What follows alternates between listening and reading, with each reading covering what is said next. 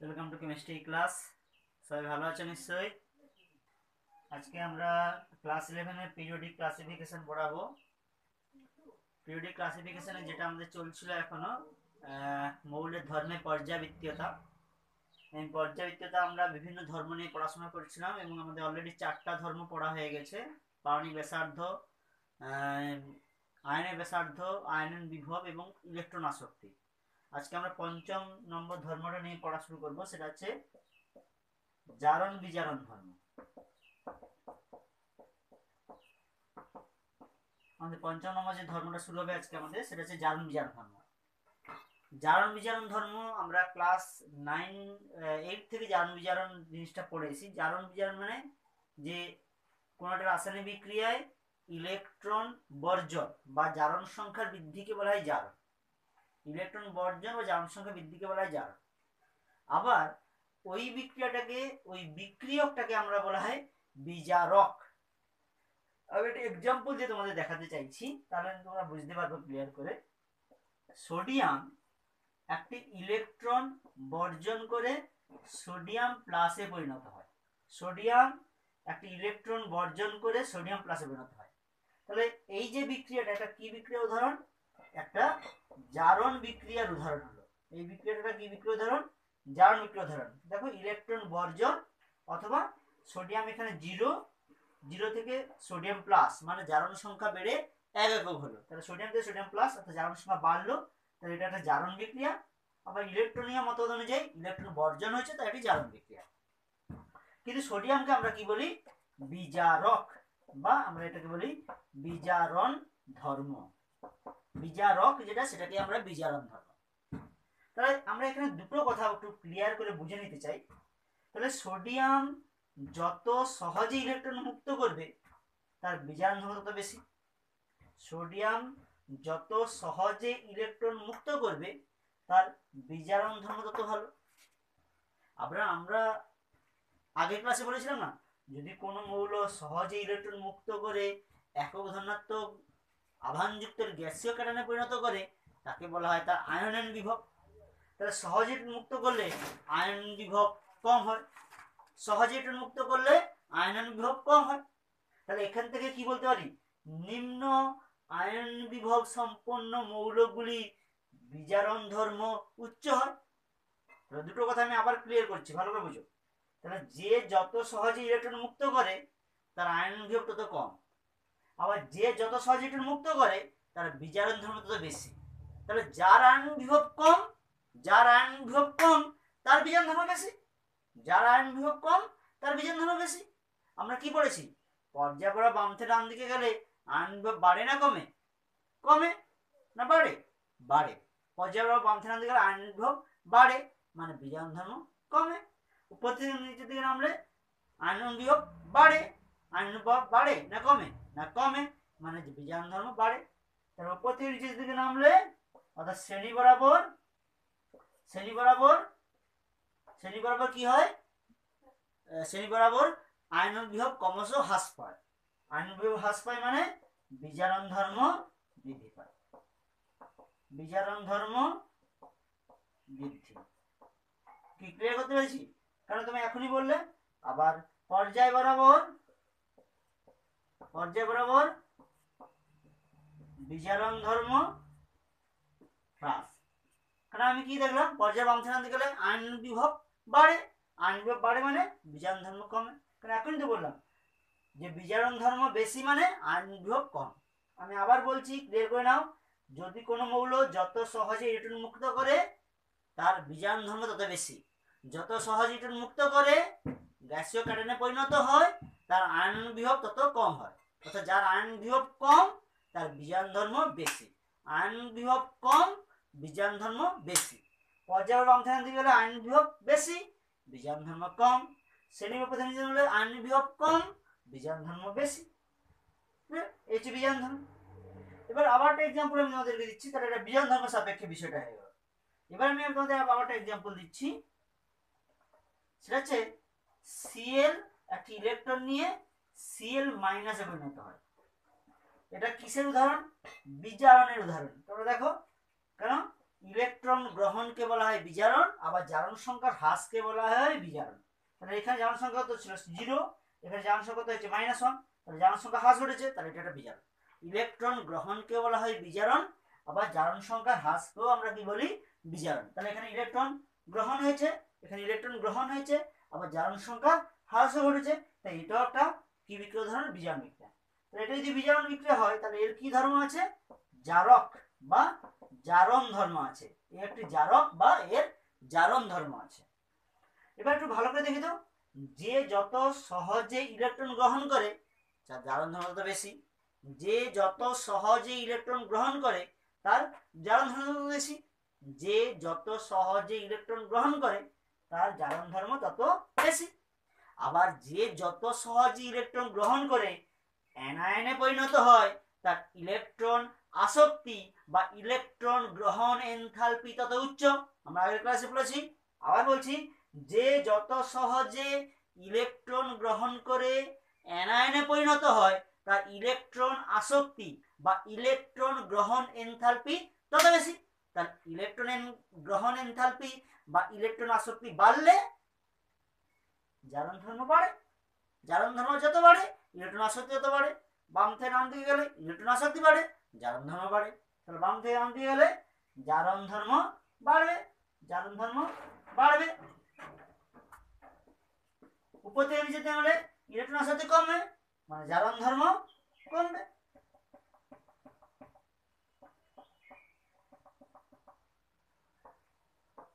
তাহলে জারণ ধর্ম জিনিসটা ক্লিয়ার করতে পেরেছি। তাহলে উপর থেকে নিচে পর্যায় বাম থেকে গেলে ইলেকট্রন আসক্তি বাড়ে, জারণ ধর্ম বাড়ে। উপর থেকে নিচে থেকে আমরা শ্রেণী বরাবর ইলেকট্রন আসক্তি কমে, জারণ ধর্ম কমে।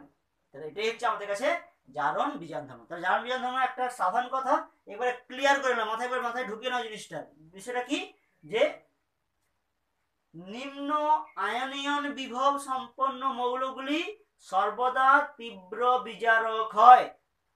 উচ্চ ইলেকট্রন গ্রহণ এনথালপি যুক্ত বা ইলেকট্রন আসক্তিযুক্ত মৌলগুলো সর্বদা উচ্চ জারক হয়। একবার মাথায় জিনিসটা ঢুকে নাও, যাদের ইলেকট্রন আসক্তি উচ্চ তারা তীব্র জারক, যাদের আয়নন বিভব নিম্ন তারা তীব্র বিজারক। একবার মাথায় জিনিসটা ক্লিয়ার করে কনসেপ্টে ঢুকে নাও, এটা ভেরি ভেরি ইম্পর্টেন্ট তোমাদের ইন ফিউচারে যখন তোমরা গ্রুপ পড়বে তখন কাজে লাগবে।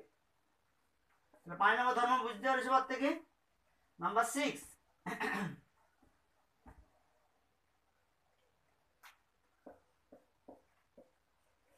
ধাতব এবং ধাতব বা এদের একটা নাম হচ্ছে ধাতব বা এদের একটা নাম হচ্ছে পরাতাড়িতিক। ধাতব বা এই ধাতবের আরেকটা নাম হচ্ছে ধাতব বা পরাতাড়িতিক ধর্ম। ধাতব বা পরাতাড়িতিক ধর্ম। তাহলে যাদের উচ্চ বিজারণ ধর্ম আছে বা যারা সহজে জারিত হয়ে ক্যাটায়নে পরিণত হয় তাদেরকেই ধাতব ধর্ম দেখা যায়। তাহলে ধাতব বা পরাতাড়িতিক ধর্ম কি বলছে, যে সমস্ত মৌলগুলি উচ্চ বিজারণ ধর্ম আছে বা যে সমস্ত মৌলগুলি সহজে জারিত হয়ে ক্যাটায়নে পরিণত হয় তাদেরই উচ্চ ধাতব ধর্ম বা মেটালিক প্রপার্টি আছে। এবং দেখা যায় যে পর্যায় বরাবর বাম থেকে ডান দিকে গেলে ধাতব ধর্ম হ্রাস পায়, শ্রেণী বরাবর উপর থেকে আমরা ধাতব ধর্ম বৃদ্ধি পায়। তাহলে আবার বলছি, যে সমস্ত মৌলের উচ্চ বিজারণ ধর্ম এবং যে সমস্ত মৌলগুলি সহজে জারিত হয়ে ক্যাটায়নে পরিণত হয় তাদের ধাতব ধর্ম বা পরাতাড়িতিক ধর্ম উচ্চ হয়। দেখা যায় যে পর্যায় বাম দিকে গেলে এদের ধাতব ধর্ম হ্রাস পায়, কেন, এদের বিজারণ ধর্ম হ্রাস পায়। শ্রেণী পদ্ধতিতে আমরা এদের ধাতব ধর্ম বৃদ্ধি পায়, কারণ বিজারণ ধর্ম ক্রমশ বৃদ্ধি পায়। নেক্সট নাম্বার 7, অধাতব ধর্ম বা অপরাতাড়িতিক ধর্ম বা তড়িৎ ঋণাত্মকতা। বিভিন্ন নাম, অধাতব বা অপরাতাড়িতিক ধর্ম বা তড়িৎ ঋণাত্মকতা। তাহলে এদেরকে আর নাম দিচ্ছে অপরাতাড়িতিক ধর্ম বা তড়িৎ-ঋণাত্মকতা। অপরাতাড়িতিক ধর্ম বা তড়িৎ-ঋণাত্মকতা, হোয়াট ইজ দ্য ইলেকট্রোনেগেটিভিটি, এটাই বলা হয় ইলেকট্রোনেগেটিভিটি বা তড়িৎ-ঋণাত্মকতা। হোয়াট ইজ দ্য ইলেকট্রোনেগেটিভিটি বা তড়িৎ-ঋণাত্মকতা। এখানে একটা খুব ইম্পর্টেন্ট একটা কি বলে তোমাদের পার্থক্য থাকে তোমাদের পরীক্ষায়, যে what is the basic difference between the electron affinity and electronegativity, মানে অর্থাৎ মূলগত কি পার্থক্য তড়িৎ-ঋণাত্মকতা এবং ইলেকট্রন আসক্তির মধ্যে। দেখো দুটোই কিন্তু এই একই রকম কনসেপ্টে, দুটোর মধ্যে একটু সংজ্ঞার একটু সাধারণ পার্থক্য আছে। ইলেকট্রন আসক্তি আমরা অলরেডি আগের ক্লাসে জেনে গেছি, কি পড়েছিলাম, যে কোন একটি মৌলের একটি পরমাণু সর্বহিস্থ কক্ষতে ইলেকট্রন গ্রহণ করে একক ধনাত্মক আধানচালিত গ্যাসীয় আয়নে পরিণত করতে ন্যূনতম যে পরিমাণ শক্তি বর্জিত হয় তাকে বলা হয় ইলেকট্রন আসক্তি। তাহলে ওই যে ইলেকট্রন গ্রহণ করলো, মানে ইলেকট্রন প্রবেশ করা মানে ইলেকট্রন গ্রহণ করলো, তার মিনস এখানেও তড়িৎ-ঋণাত্মকতা কনসেপ্ট চলে এলো। কিন্তু পার্থক্যটা হচ্ছে যে এখানে ফ্রি অ্যাটম বা মুক্ত পরমাণুর কথা বলা হয়েছে, অর্থাৎ কোনো মুক্ত পরমাণুর বহিঃস্থকে ইলেকট্রন প্রবেশ করা হচ্ছে ইলেকট্রন আসক্তি। তো ইলেকট্রন আসক্তি তড়িৎ-ঋণাত্মকতার মধ্যে বেসিক ডিফারেন্সটা এখানেই, কোনো মুক্ত পরমাণুর বহিঃস্থ কক্ষে ইলেকট্রন প্রবেশ করাই হচ্ছে ইলেকট্রন আসক্তি বা ইলেকট্রন গ্রহণ এনথালপি। কিন্তু যদি কোনো সমযোজী বন্ধনে আবদ্ধ পরমাণু ইলেকট্রনের প্রতি আকর্ষণ লক্ষ্য করা যায় তবে তা হচ্ছে তড়িৎ-ঋণাত্মকতা। যদি কোনো সমযোজী বন্ধনে আবদ্ধ পরমাণু ইলেকট্রনের প্রতি আকর্ষণ লক্ষ্য করা যায় তখন তাই হচ্ছে তড়িৎ-ঋণাত্মকতা। মুক্ত পরমাণুর ক্ষেত্রে ইলেকট্রন আসক্তি, আর সমযোজী বন্ধনে আবদ্ধ পরমাণুর ক্ষেত্রে তড়িৎ-ঋণাত্মকতা। তড়িৎ-ঋণাত্মকতার সংজ্ঞাতে বলছে সমযোজী বন্ধনে আবদ্ধ পরমাণুর ক্ষেত্রে দুটি পরমাণুর মধ্যে কোনো একটি পরমাণুর দিকে ইলেকট্রনকে আকর্ষণ করার যে ক্ষমতা, সেই ক্ষমতাকে বলা হয় এক কথায় ইলেকট্রোনেগেটিভিটি বা তড়িৎ-ঋণাত্মকতা। আবার বলছি, সমযোজী বন্ধনে আবদ্ধ ইলেকট্রন জোড়কে কোনো নির্দিষ্ট পরমাণু নিজের দিকে আকর্ষণ করার যে ক্ষমতা বা যে প্রবণতা তাকে এক কথা বলা হয় তড়িৎ-ঋণাত্মকতা বা ইলেকট্রোনেগেটিভিটি। দেখা যায় যে পর্যায় বরাবর বাম থেকে ডান দিকে যত যাওয়া যায় ইলেকট্রোনেগেটিভিটি তড়িৎ-ঋণাত্মকতা ক্রমশ বৃদ্ধি পায়, এবং দেখা যায় যে শ্রেণী বরাবর যত উপর থেকে নিচের দিকে নামা যায় ইলেকট্রন আসক্তি তড়িৎ-ঋণাত্মকতা বা অপরিতধর্মিতা ক্রমশ হ্রাস পায়। কেন এটা ঘটলো? এটা কারণ হচ্ছে তাদের সাইজ বা আকারের উপর। কেন? যত পর্যায়ে বাম থেকে ডান দিকে যাচ্ছি আমরা, এদের সাইজ বা আকার ক্রমশ ছোট হচ্ছে। দ্যাট মিনস ইলেকট্রনের প্রতি নিউক্লিয়াসের ফোর্স অফ অ্যাট্রাকশন বা নিউক্লিয়াসের প্রতি ইলেকট্রনের প্রতি নিউক্লিয়াসের আকর্ষণ বলটা ক্রমশ বৃদ্ধি পাচ্ছে। তাহলে যত আমি পর্যায়ে বাম থেকে ডান দিকে যাচ্ছি ইলেকট্রনের প্রতি নিউক্লিয়াসের যে ফোর্স অফ অ্যাট্রাকশন বা আকর্ষণ বলটা সেটা ক্রমশ বাড়ছে, অর্থাৎ ওই সমযোজী বন্ধনে আবদ্ধ ইলেকট্রনকে নিজে থেকে আকর্ষণ করার ক্ষমতা বাড়ছে, অর্থাৎ তড়িৎ-ঋণাত্মকতা ক্রমশ বাড়ছে। এই কারণে পর্যায় বরাবর বাম থেকে ডান দিকে গেলে তড়িৎ-ঋণাত্মকতা ক্রমশ বাড়ে। কিন্তু শ্রেণী বরাবর যদি উপর দিকে যাই তবে দেখা যায় কক্ষক সংখ্যা বৃদ্ধি পায়। কক্ষক সংখ্যা বৃদ্ধি পাওয়ার সঙ্গে সঙ্গে কি হচ্ছে, নিউক্লিয়াসের ইলেকট্রনের প্রতি আকর্ষণের প্রবণতা বা এফেক্টিভ নিউক্লিয়ার চার্জটা ক্রমশ হ্রাস পাচ্ছে। এই কারণে যাচ্ছে ইলেকট্রনের প্রতি আকর্ষণ কমে যাওয়ার জন্য তড়িৎ-ঋণাত্মকতা ক্রমশ হ্রাস পায়। এই জন্য দেখা যাচ্ছে অপরিতধর্মিতা বা তড়িৎ-ঋণাত্মকতা ক্রমশ হ্রাস পায়। ওকে, নাম্বার 7 কমপ্লিট। নাম্বার 8,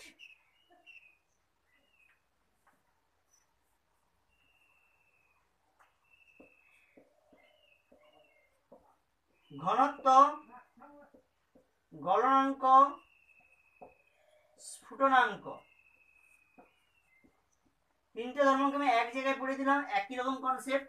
ঘনত্ব, গলনাঙ্ক, স্ফুটনাঙ্ক, যদিও তিনটে বিষয় আলাদা, তিনটে প্রপার্টিজ আলাদা, কিন্তু এদের পিরিয়ডিসিটি বা পর্যায় বরাবর এদের যে পরিবর্তনটা এটা কিন্তু একই ধরনের, কিন্তু তিনটে ধর্ম আলাদা। ঘনত্ব জিনিসটা তোমরা জানো, density, what is the density জানো, একক আয়তনে কোন পদার্থের ভরকে ঘনত্ব বলা হয়। পূর্ণাঙ্ক জানো, গণাঙ্ক তোমার বিষয়টা জানো, তাই সেগুলো নিয়ে আমি বলছি না। কিন্তু এদের পিরিয়ডিসিটি প্রপার্টিসটা একই রকম বলে আমি এদেরকে একটা জায়গায় নিয়ে এসেছি। দেখো, ঘনত্ব, গণাঙ্ক, স্ফুটনাঙ্ক প্রত্যেকটি ধর্ম নির্ভর করে কোন একটি পরমাণুর তার ভ্যালেন্সি সেলে বা যোজ্যতা কক্ষে উপস্থিত আনপেয়ার্ড ইলেকট্রন বা অযুগ্ম ইলেকট্রন সংখ্যার উপর। আবার বলছি, কোন একটি মৌলের ঘনত্ব, গলনাঙ্ক, স্ফুটনাঙ্ক, আবার বলছি কোন একটি মৌলের ঘনত্ব, গলনাঙ্ক, স্ফুটনাঙ্ক সবই নির্ভর করে কিসের উপর? না ওই মৌলটির যোজ্যতা কক্ষে উপস্থিত অযুগ্ম ইলেকট্রন সংখ্যার উপর।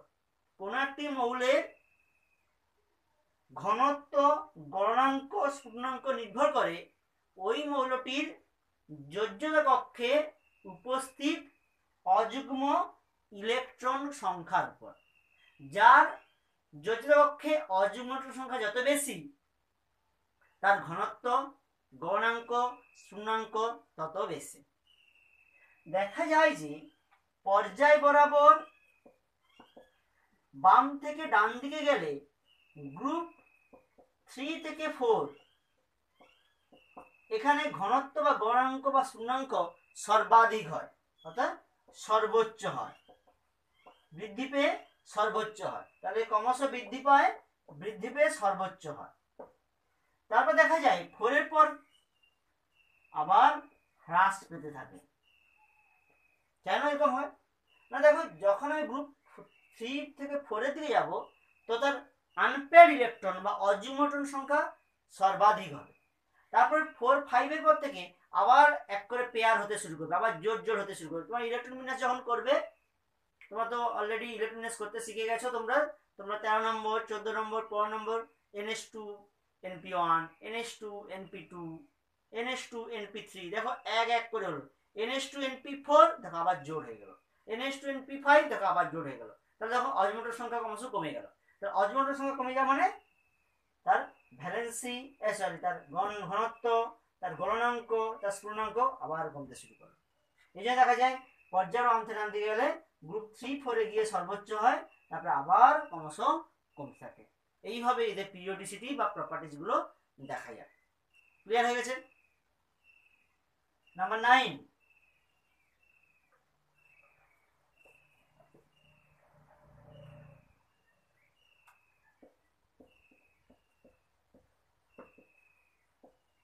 পারমাণবিক আয়তন। নাম্বার 9 হচ্ছে পারমাণবিক আয়তন। আমি পারমাণবিক আয়তন সম্বন্ধে এর আগের ক্লাসগুলোতে অবশ্যই বলেছি, তোমরা শুনেছো অবশ্যই।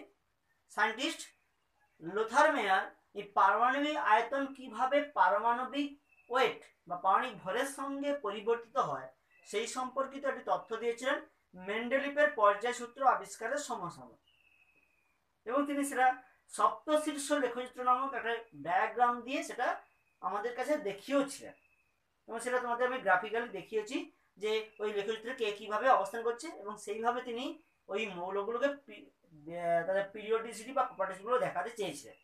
সেই প্রপার্টিসটা আমি এখানে আলোচনা করেছি পারমাণবিক আয়তন। পারমাণবিক আয়তন আমরা সবাই জানি যে 1 গ্রাম পরমাণু পরিমাণ পদার্থ তার গলনাঙ্কে যে আয়তন অধিকার করে তাকে বলা হয় গ্রাম পারমাণবিক আয়তন বা পারমাণবিক আয়তন আমরা বলি। এখানে যেটা কথাটা আছে সেটা যে এই পর্যায় বরাবর বাম থেকে ডান দিকে গেলে পারমাণবিক আয়তনের কি পরিবর্তন হয়, বা শ্রেণী বরাবর যদি আমি যাই পারমাণবিক আয়তনের কি পরিবর্তন হয়। দেখা যায় যে পর্যায় বরাবর বাম থেকে যদি ডান দিকে যাওয়া যায়, পারমাণবিক আয়তন ক্রমশ হ্রাস পায়, এবং কতটার মধ্যে হ্রাস পায়? গ্রুপ 7 মানে 17 পর্যন্ত। ঠিক 18 গিয়ে গ্রুপ 18 গিয়ে হঠাৎ করে বৃদ্ধি পেয়ে যায়, গ্রুপ 18তে গিয়ে সর্বোচ্চ হয়ে যায়। কিন্তু শ্রেণী বরাবর যদি উপর থেকে নামি তাহলে ক্রমশ বৃদ্ধি পায়। তাহলে পারমাণবিক আয়তন যদি পর্যালোচনা করতে গিয়ে সায়েন্টিস্ট লোথার মেয়ার দেখলেন যে পর্যায় বরাবর বাম থেকে নামতে গেলে পারমাণবিক আয়তন ক্রমশ হ্রাস পায়, কিন্তু 18তে গিয়ে সর্বোচ্চ হয়। আবার শ্রেণী বরাবর প্রতিনিধি হলে দেখা যাচ্ছে পারমাণবিক আয়তন ক্রমশ বৃদ্ধি পায়। দেখো আয়তন মানে আমরা পরমাণুকে যদি গোলক হিসেবে ভাবি, আয়তন মানে 4-3 পাই আর কি। পরমাণু যদি গোলক হিসেবে ভাবি, আয়তন মানে 4-3 পাই আর কি। দ্যাট মিনস কোন একটা পরমাণুর আয়তন কিসের উপর নির্ভর করে? রেডিয়াস বা ব্যাসার্ধের উপর নির্ভর করে। দেখো আমরা তো অলরেডি পারমাণবিক ব্যাসার্ধ পড়ে নিয়েছি, পর্যায়ে বাম থেকে ডান দিকে গেলে পারমাণবিক ব্যাসার্ধ ক্রমশ হ্রাস পায়, অর্থাৎ 17 নম্বর শ্রেণী পর্যন্ত পারমাণবিক ব্যাসার্ধ হ্রাস পাচ্ছে। কিন্তু 18 নম্বর শ্রেণীতে গিয়ে পারমাণবিক ব্যাসার্ধ বেড়ে যাচ্ছে। কেন না, আমরা জানি 17 নম্বর পরমাণু পর্যন্ত পারমাণবিক ব্যাসার্ধগুলো হচ্ছে সমযোজী ব্যাসার্ধ, এবং সমযোজী ব্যাসার্ধ ছোট হয় আমরা সবাই জানি। কিন্তু ভ্যান ডার ওয়াল ব্যাসার্ধ সমযোজী ব্যাসার্ধ থেকে বড় না ছোট? অবভিয়াসলি বড়। আমরা প্রথম দিন ক্লাসেই দেখেছিলাম সমযোজী ব্যাসার্ধ থেকে মেটালিক ব্যাসার্ধ থেকে ভ্যান ডার ব্যাসার্ধ আরো বড়। তাহলে গ্রুপ 18 বা 18 নম্বর শ্রেণীর মৌলগুলো সবসময় এক পরমাণু হিসেবে অবস্থান করে, অর্থাৎ এরা কখনো যৌগ গঠন করতে সমর্থ হয় না, সর্বদা এক পরমাণু হিসেবে থাকে। হিলিয়াম 2 হয় না, হিলিয়াম হয়। নিয়ন 2 হয় না, নিয়ন হয়। তাহলে এরা সবসময় এক পরমাণু হিসেবে থাকে। এদের মধ্যে কি আকর্ষণ থাকে? ভ্যান ডার ওয়াল আকর্ষণ বল ক্রিয়াশীল হয়। তাই এরা কখনো সমযোজী অর্থাৎ H2, N2, Cl2, F2 এইরকম যৌগ হিসেবে এরা থাকে না। তাহলে এরা সবসময় কি আছে, এদের মধ্যে ভ্যান ডার ওয়াল আকর্ষণ ক্রিয়াশীল হয়। তাহলে ভ্যান ডার ওয়াল আকর্ষণ ক্রিয়াশীল হওয়ার জন্য এদের ব্যাসার্ধটা অনেক বেশি। তাহলে এদের ব্যাসার্ধ বেশি বলে আয়তনটা বেশি হবে। এই জন্য দেখা যায় যে পর্যায় বাম থেকে আনতে গেলে 17 পর্যন্ত হ্রাস পায়, 18 গিয়ে বৃদ্ধি পায়। এই জন্য দেখা যায় যে গ্রুপ 18 মৌলগুলো সর্বদা আয়তন সর্বোচ্চ হয়। কিন্তু শ্রেণীগুলো যদি প্রতিযোগিতা নিচের দিকে নামি, তাহলে দেখবো ক্রমশ নতুন নতুন কক্ষক সংখ্যা বৃদ্ধি হবে। নতুন নতুন কক্ষকের সংযোজনের সঙ্গে সঙ্গে তাদের পারমাণবিক ব্যাসার্ধ ক্রমশ বাড়বে, আর পারমাণবিক ব্যাসার্ধ বৃদ্ধির সঙ্গে সঙ্গে তাদের পারমাণবিক আয়তনও ক্রমশ বৃদ্ধি হবে। আবার বলছি, শ্রেণী বরাবর যদি আমি উপর নিচের দিকে নামি, তাহলে নতুন নতুন কক্ষকের সংযোজন হবে, আর নতুন নতুন কক্ষকের সংযোজনের সঙ্গে সঙ্গে তাদের পারমাণবিক ব্যাসার্ধ ক্রমশ বৃদ্ধি হবে, আর পারমাণবিক ব্যাসার্ধ বৃদ্ধির সঙ্গে সঙ্গে কি হবে? তাদের পারমাণবিক আয়তন ক্রমশ বৃদ্ধি হবে। এই জন্য দেখা যাচ্ছে শ্রেণী বরাবর ক্রমশ পারমাণবিক আয়তন ক্রমশ বৃদ্ধি পায়। ক্লিয়ার হয়ে গেছে? নেক্সট নাম্বার 10,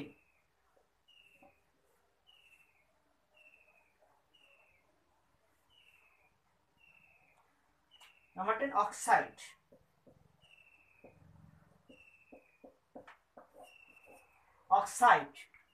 অক্সাইড জিনিসটা কি না, যদি কোনো মৌল অক্সিজেনের সঙ্গে যুক্ত হয়ে যৌগ গঠনে সমর্থ হয়, তখন সেই যৌগকে বলা হয় অক্সাইড।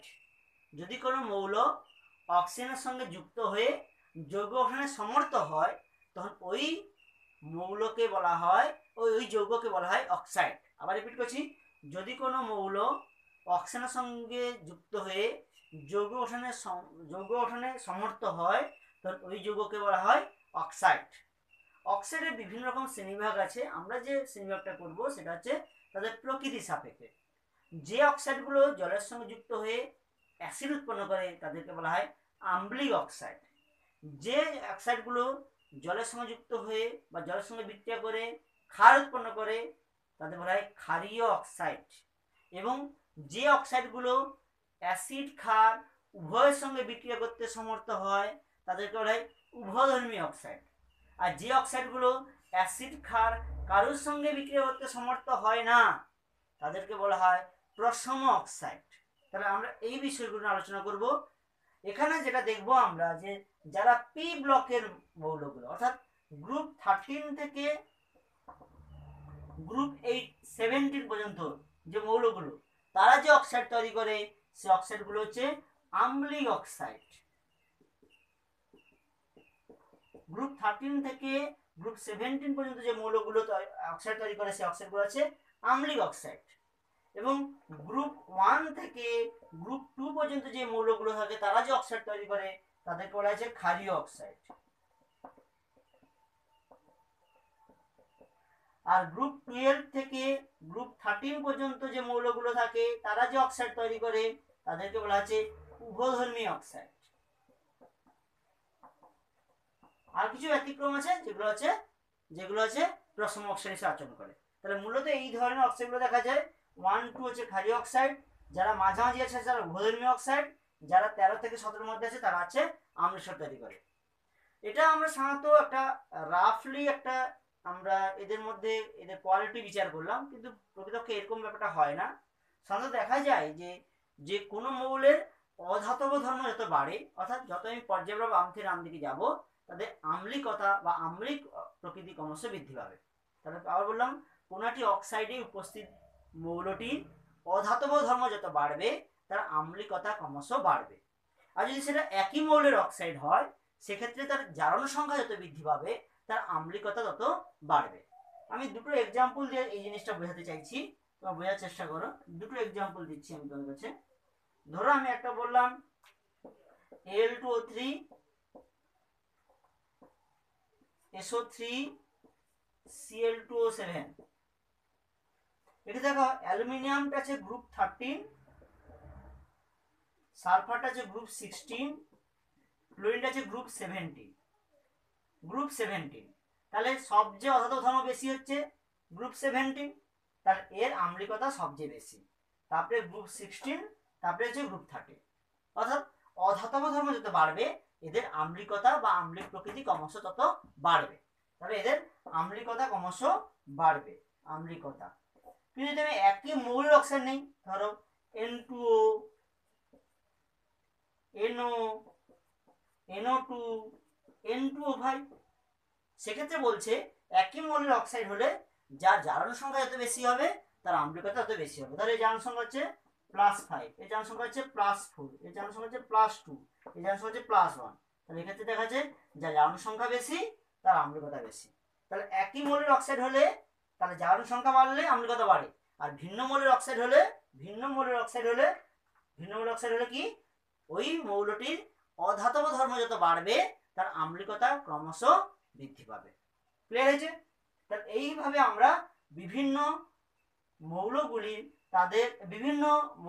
তাদের পর্যাবৃত্তীয়তা, তাদের বিভিন্ন ধর্মের যে কিভাবে পরিবর্তন হয় একটা স্পেসিফিক ইন্টারভ্যালের পরে, সেটা আমরা তুলে ধরলাম পরপর করে বিভিন্ন ধর্ম সাপেক্ষে। ক্লিয়ার হলো?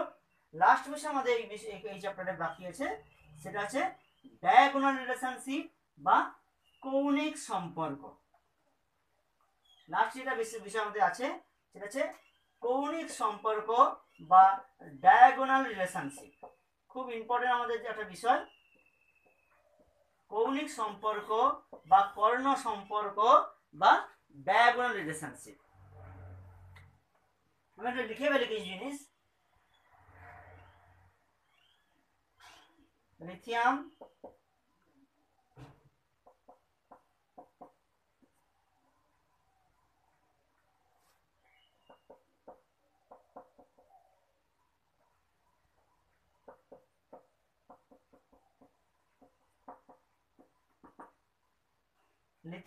Beryllium, boron, carbon, sodium, magnesium, aluminium, silicon.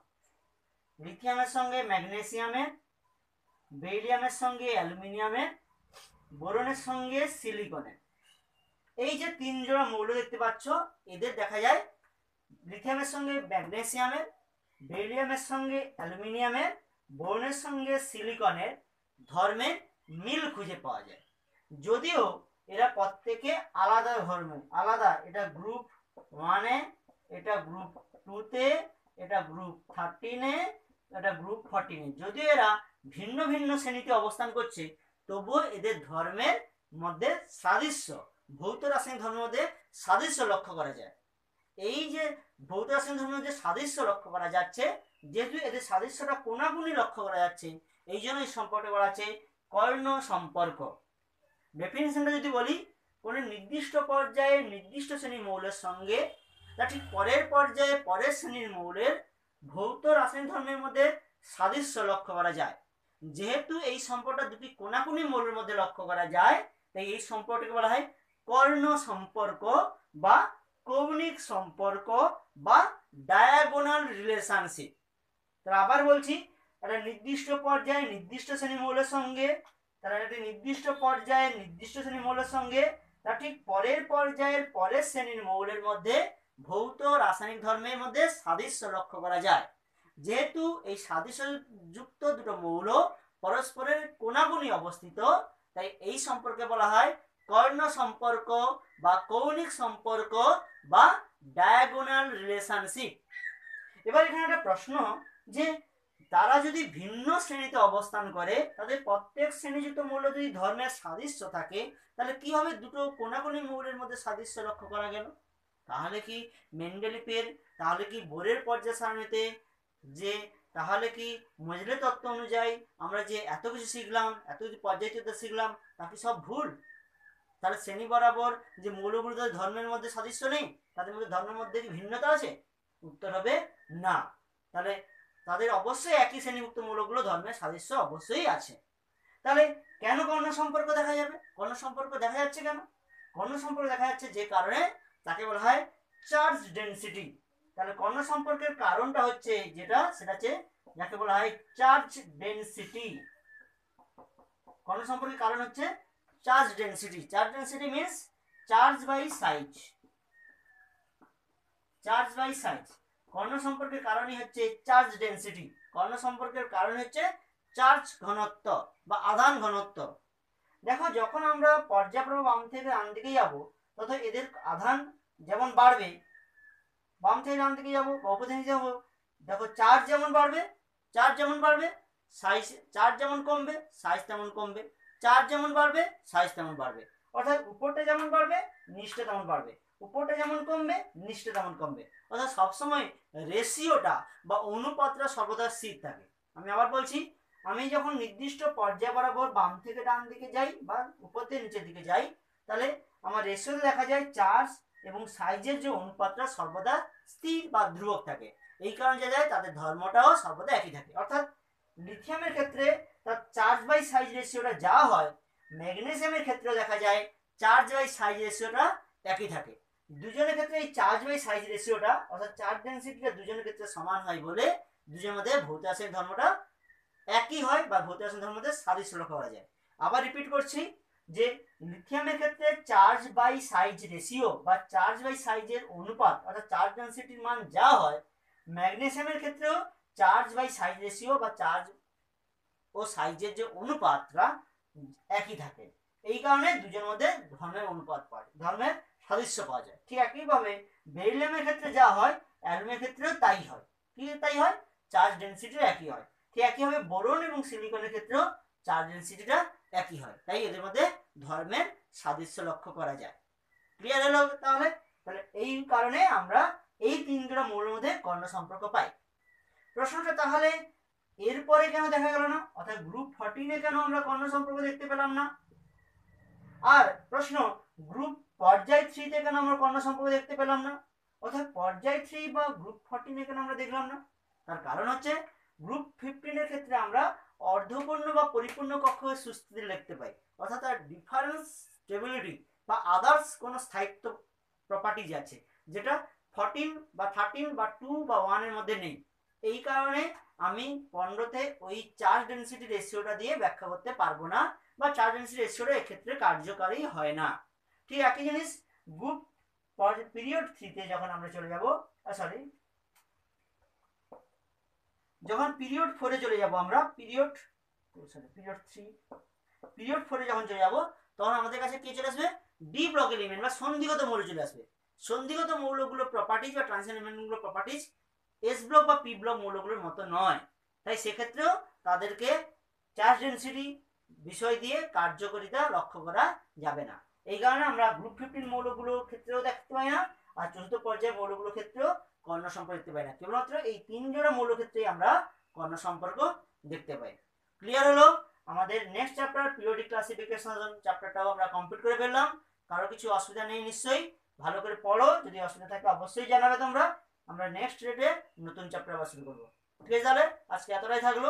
Next ক্লাসে আবার নতুন চ্যাপ্টার নিয়ে দেখা হবে। ওকে।